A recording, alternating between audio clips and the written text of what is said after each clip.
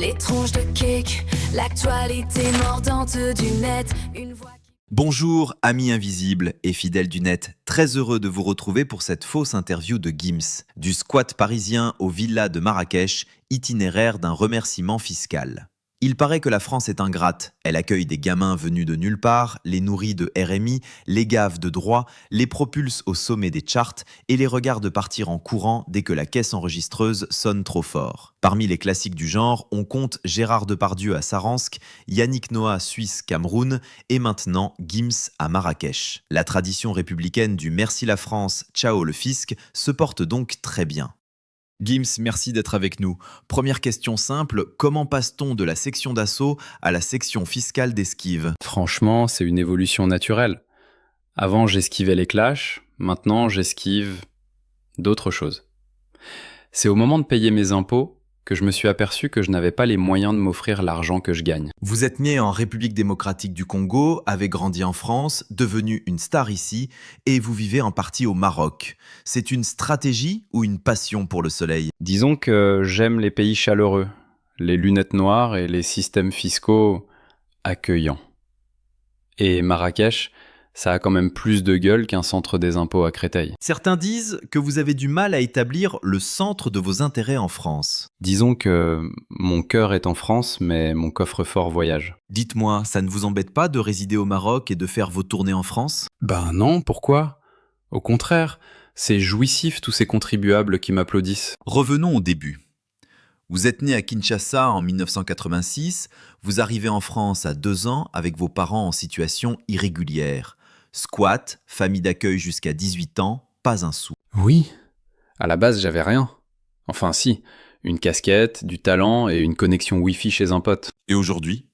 Aujourd'hui je suis une star nationale, mais un contribuable international. J'ai des tubes, des villas et des avocats très motivés. Justement, parlons immobilier. On évoque des projets à Marrakech, des résidences de luxe. J'appelle ça du développement durable, avec piscine. Les enquêteurs parlent plutôt de montages internationaux, de sociétés, de flux financiers. Oui, mais eux, ils voient le verre à moitié vide. Moi, je vois le lagon artificiel à moitié plein. Vous avez été récemment mis en examen pour blanchiment aggravé. Ça fait désordre sur un CV d'artiste. C'est une incompréhension. Moi, je fais de la musique propre, très propre. Mais vous savez, les bonnes intentions sont comme nos slips. Nous ne pouvons les garder propres très longtemps. Il est question de réseaux internationaux, de sociétés créées pour éviter certaines taxes. Moi, je crée des hits.